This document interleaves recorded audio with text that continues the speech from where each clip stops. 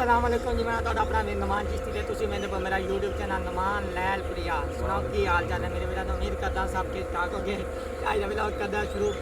ਸਿਆਣੇ ਕਹਿੰਦੇ ਬਈ ਸੱਜੂ ਹੇਠਾਂ ਹੋਇਆ ਭਾਵੇਂ ਜੋੜ ਤੇ ਭਾਵੇਂ ਖੋਇਆ।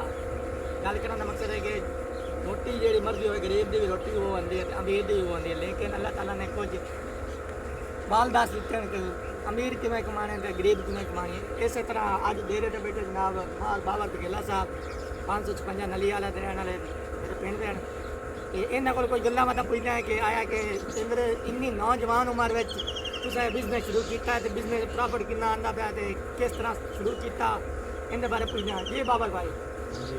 चक्की दा स्टार्ट जब काम करन लगे तुसीं किन्ने तो किया है इन्वेस्ट? चक्की का काम भाईजान जितने भी है अच्छा काम है। नहीं तो किन्ने मेहनत करो तो अल्लाह ताला रोजी देता है। मतलब घर का सर्कल बेहतरीन चले बेहतरीन चलता है। ਤੁਹਾਡੀ ਉਮਰ ਕਿੰਨੀ ਹੈ ਹੋਗੀ? 33 साल। 33 ਸਾਲ। ਤੇ ਇਹ ਕਿਹੜੇ ਸਾਲ ਨਾਲ ਸ਼ੁਰੂ ਕੀਤਾ ਚੱਕੀ ਦਾ ਕੰਮ? ये चक्की का काम तो तकरीबन साडा सन 77 तो शुरू है। जद्दी कुश्ती आ रहा जद्दी कुश्ती काम में मतलब कि दादे ने चक्की लाई, फिर दादे ने लाई, फिर असी भी लाई है काम। जद्दी कुश्ती काम आ रहा है ਜਿਹੜੇ ਨਸਲ ਦਾ ਨਸਲ ਚੱਲਦੇ ਆਵੇ ਨਾ ਉਹਨਾਂ ਕੰਮਾਂ 'ਚ ਪ੍ਰੋਫਿਟ ਹੁੰਦਾ ਕਿਉਂਕਿ ਵਾਧੇ ਘਾਟੇ ਸਾਰੇ ਬੰਦੇ ਨੂੰ ਪਤਾ ਹੁੰਦਾ ਹੈ कि मुनाफा केड़े काम है तो घाटा केड़े काम है। लिहाजा ये हर चीज़ देख के बैठे 33 साल उम्र होती है तो माशाल्लाह इस उम्र में भी माशाल्लाह आई तो ढोरा ले लावे ना वीडियो पर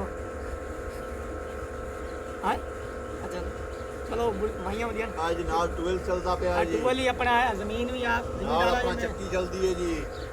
नाल अपन माल डंगा रखा जी, बच्चे रखे उन्हें कुर्बानी वास्ते।